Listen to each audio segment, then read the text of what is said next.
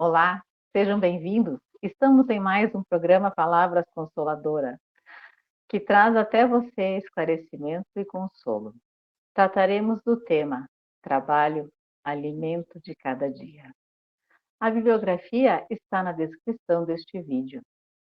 Quem vem para nos auxiliar é o nosso convidado Roberto Bravatti, colaborador do Movimento Espírita da Serra Gaúcha. Seja muito bem-vindo, Roberto. É um privilégio estar na tua companhia. Muito obrigado, Rosemary. O privilégio, a alegria é minha, porque nós aqui procuramos apenas trazer reflexões que certamente, junto com aqueles que nos assistem, podem permitir que a nossa jornada evolutiva seja mais leve, mais lúcida, mais consciente. Então, eu agradeço o convite mais uma vez e estou à disposição. Muito obrigada. Então, vamos lá, conversar sobre esse tema tão importante que é o trabalho. E para dar início, então, a essa nossa conversa, Roberto, é fundamental darmos uma definição. Assim sendo, eu te pergunto, só devemos entender por trabalho as ocupações materiais? Bem, nós temos a consciência de que somos espíritos vivendo transitoriamente uma experiência humana. Portanto, antes de qualquer questão material, há uma jornada de crescimento e de evolução do espírito.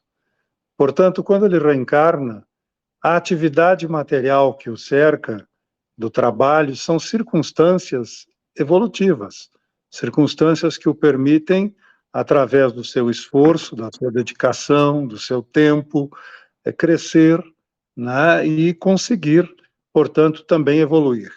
Porque o trabalho, ele provoca também no indivíduo, no espírito, dificuldades, desafios, metas, enfim, que ele, ao atingir, muitas vezes, passa por sofrimentos, e tudo isso, na verdade, é um burilamento, uma lapidação, né, desse diamante bruto, que é o espírito, que ainda está nessa jornada evolutiva. É lógico, nesse caso, que o trabalho, não se entende o trabalho apenas como uma ocupação material. Essa ocupação material é relevante, ela é importante, porém ela atua como uma forma do espírito evoluir na sua jornada. E por isso que os espíritos dizem que toda ocupação útil é trabalho. Ou seja, não só o trabalho material do nosso dia a dia, que nos dá o sustento, enfim, mas toda e qualquer ocupação que o espírito faz também recebe o nome de trabalho. E, na realidade, portanto, não é uma questão apenas material. A matéria, como eu já disse, ela é uma ferramenta para o espírito progredir. Que boa esse teu desenvolvimento, Roberto, e ampliar essa definição faz toda a diferença. E isso é muito... E, Roberto, por que o trabalho é imposto ao homem? Bom, é uma consequência da atividade da sua natureza corpórea. É uma forma, nos dizem os espíritos, de aperfeiçoamento da sua inteligência.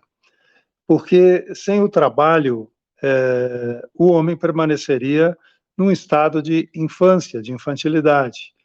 E é através do trabalho que ele busca os meios necessários para também o crescimento da sua inteligência. Não importa qual seja a atividade que ele exerce, da mais modesta à mais complexa, o homem utiliza a sua inteligência para que ele possa desenvolver os recursos necessários e executar um bom trabalho. Trabalho, como nos falam os espíritos, é o alimento do homem, a sua segurança, o seu bem-estar, que dependem dessa atividade. Logo, o trabalho, ele é uma imposição, né, para que o homem possa se aperfeiçoar a sua inteligência, mas também chegar ao ponto de perceber que o trabalho é uma fonte também de prazer, ou seja, na medida em que ele vai evoluindo, vai crescendo com esse trabalho, ele vai compreendendo que o trabalho não é só um ato mecânico, mas também é um ato de doação daquilo que ele faz. Muitas vezes as pessoas dizem, eu amo o que faço. Corresponde à realidade, porque quando o indivíduo se doa, faz aquele trabalho nesse nível, além da ocupação mental, física, também existe um crescimento pessoal. Então, o trabalho ele se impõe como uma forma, uma circunstância de auxiliar o indivíduo a buscar os seus próprios recursos pessoais para desenvolver as suas habilidades e colocar essas habilidades a serviço da sua inteligência e, consequentemente, a serviço da sociedade que ele vive. Então, temos uma grande responsabilidade e muito trabalho, né, Roberto? É verdade. E se nos propormos retratar mentalmente, à luz dos planos superiores, é indispensável que a nossa vontade abrace espontaneamente o trabalho por alimento de cada dia? Exatamente. O trabalho, antigamente, ele era um trabalho imposto. Nós tivemos o trabalho escravo, as pessoas consideradas da sociedade não trabalhavam, deixavam isso para outras pessoas, né, através da subjugação. E, evidentemente, que isto gerava uma certa riqueza material, em termos de dinheiro, de bens, mas não gerava para essas pessoas uma riqueza pessoal, porque o trabalho, ele, como a pergunta coloca, é um alimento de cada dia, ou seja, através dele, ele é uma forma do indivíduo desenvolver suas próprias capacidades, que estão latentes. O espírito, na verdade, ele reencarna com uma série de capacidades que ele traz de outras existências, e ele também busca, junto com as anteriores, desenvolver novas capacidades no plano atual da existência física.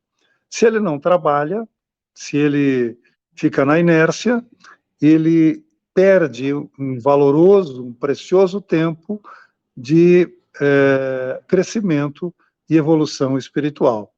Então, a escola, as artes, as virtudes domésticas, como nos diz Chico Xavier, né, na obra que fala sobre o trabalho, ele diz assim que essas situações acontecem exatamente para que nós nos tornemos livres dessa inércia chamada inércia dourada, né? Então, assim, o indivíduo pode prosseguir.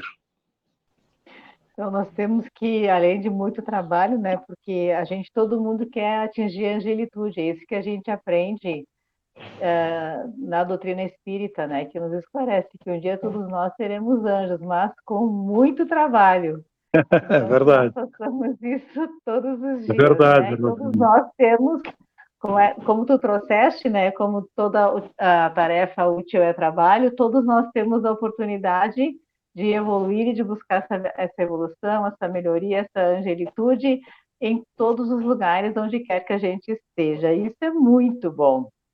É verdade isso. E a lei de trabalho? Sim. A lei de trabalho é roteiro da justa emancipação? De fato, a lei do trabalho permite a evolução do espírito. Como já falamos, né? O espírito, na medida em que exerce sua atividade, seu trabalho, ele vai se emancipando também. Porque o trabalho vai aparando as arestas da sua própria ignorância, e quando eu falo ignorância, não é no sentido do desconhecimento, de falta de cultura, é no sentido de ignorar a própria realidade espiritual que ele vive.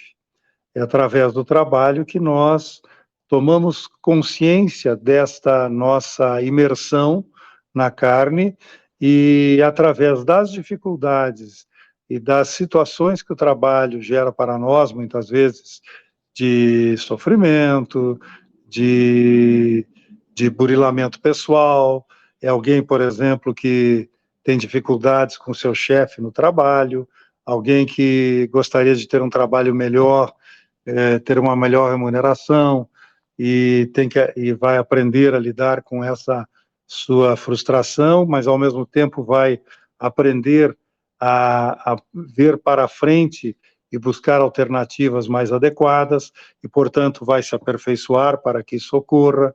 Então, o trabalho vai permitindo que o indivíduo continue a sua marcha evolutiva, atendendo, né, essas suas necessidades espirituais.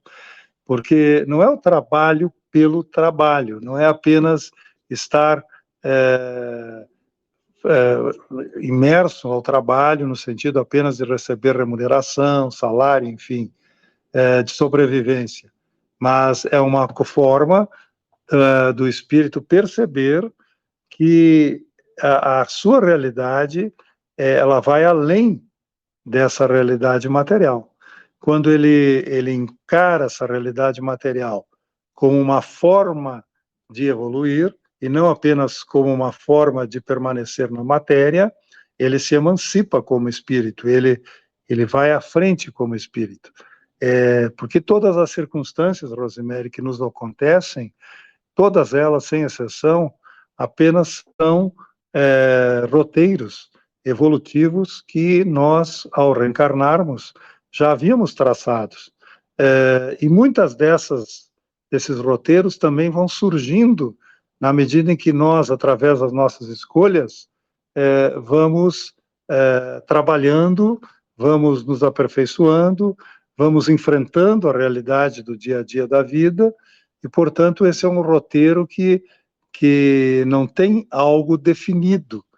Nós podemos trazer isso de outras encarnações, até do planejamento reencarnatório, mas também nós aqui, através das nossas escolhas, podemos modificar, e muitas vezes isso pode nos fazer não compreender essa realidade, mas em muitas situações, ao contrário, fazer nós entendermos de que essas circunstâncias são apenas situações que a providência divina coloca em nosso caminho para que a gente possa aprender a superar, para que a gente possa aprender a olhar com outros olhos, com os olhos, muitas vezes, da perseverança, com os olhos da força de vontade, com os olhos do domínio de si próprio, enfim, este crescimento, que aí sim não é material, mas é próprio do espírito. Quando nós temos a certeza, né, que Deus é nosso Pai, Ele nos ama, todos nós estamos inseridos no melhor local para trabalhar e para evoluir. E isso é verdade. Bom que tu colocaste. E Roberto, Emmanuel, ele tem uma afirmação, eu gostaria que tu comentasse ela. Quando começamos a ajudar o próximo sem aguilhões, matriculamos-nos no acrisolamento da própria alma, entrando em sintonia com a vida abundante. Exatamente. O aguilhão é uma ponta de ferro fixada na extremidade de um bastão, né, que servia para picar os bois. Também tem um sentido figurado de um sofrimento pungente, intenso, enfim. Quer dizer, o indivíduo necessita daquele aguilhão para prosseguir na sua caminhada. Mas o que Emmanuel nos coloca com propriedade, né, é que quando nós exercemos a nossa atividade de trabalho, também vamos purificando a nossa alma.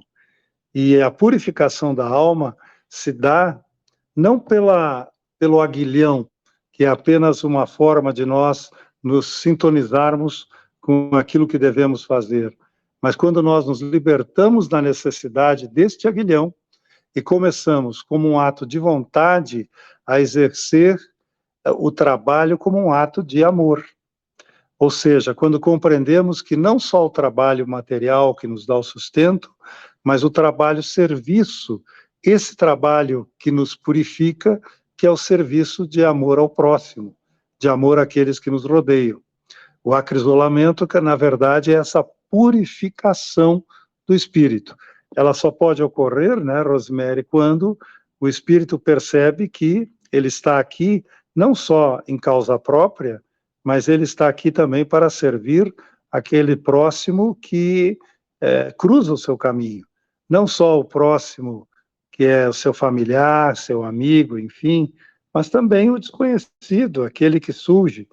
E isto no trabalho acontece muito. Então, a purificação do indivíduo vai quando ele espontaneamente, não mais pelo sofrimento, quando espontaneamente ele compreende que ele está aqui para amar, para servir. E exatamente nas regiões superiores da espiritualidade, o espírito já não tem mais a necessidade deste empurrão pelo sofrimento. Ele compreende que o amor é a estrada única e verdadeira, que é o único caminho da sua alma, da sua existência. E ele não faz mais por obrigação, ele não ama mais por uma crença religiosa, ele não ama porque alguém disse para ele que tem que amar, ele ama porque ele sente o amor dentro de si, e ele sente que ele pode dar esse amor a todas as criaturas que ele cruza o caminho. E por que ele sente isso? Porque ele, como nós, nesse processo que estamos hoje reencarnados, ele já passou por tudo isso.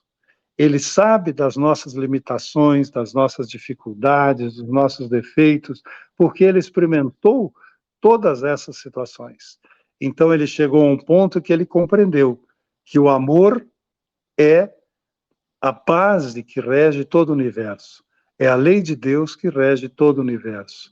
E aquilo está tão forte dentro dele, aquilo está tão enraizado dentro dele como espírito, que ele não faz mais isso como um ato pesado, como uma obrigação, como eu disse. É uma leveza, é um ato espontâneo, um ato de amor. Então, nós estamos caminhando para isso também.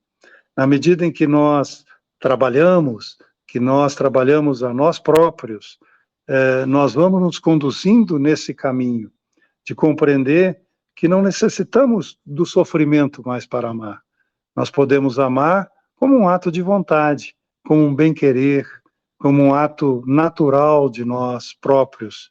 E é isso que os espíritos superiores nos ensinam, porque eles agem assim conosco. Muitas vezes, né, Rosemary, eu fico pensando como Jesus vê o planeta Terra hoje, como ele vê essa humanidade tão conturbada. Talvez qualquer um de nós, se num exercício fantasioso, estivéssemos no lugar dele e disséssemos, bom, essa experiência não deu certo, vamos eliminar a raça humana, né? Nós sabemos que Jesus não olha isso. Por quê? Porque Jesus nos ama com todas as nossas limitações. Deus nos ama como nós somos. E nos ama tanto que nos oportuniza, em cada reencarnação, a possibilidade de recomeçar. Sabe que nós temos o potencial divino para isso. Talvez o mais importante seja esta consciência. Em cada ser encarnado existe um potencial divino a ser desenvolvido.